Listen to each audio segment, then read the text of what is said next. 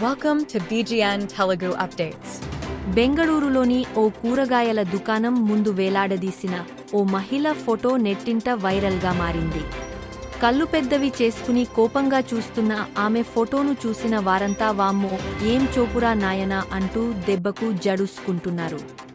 ఇందుకు కారణం ఏమిటని ఆరా తీస్తూ రకరకాల కామెంట్లను పోస్ట్ చేస్తున్నారు. నిహారిక అనే ఎక్స్ యూజర్ షేర్ చేసిన కాసేపటికే ఈ ఫోటో నెట్టింట హల్చల్ చేసింది. షేర్ చేసిన 2 రోజులకే ఈ ఫోటోకు దాదాపు 95,000 వ్యూస్ లభించాయి. బెంగళూరులోని కాత్రిగుప్పే వాటర్ ట్యాంక్ సమీపంలోని షాప్ వద్ద ఈ ఫోటో ఏర్పాటు చేసినట్లు కొందరు నెటిజన్లు గుర్తించారు.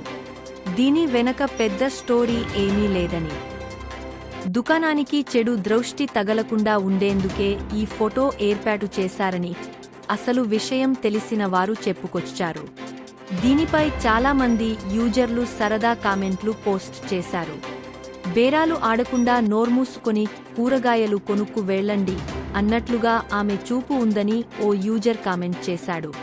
Thanks for watching BGN Telugu.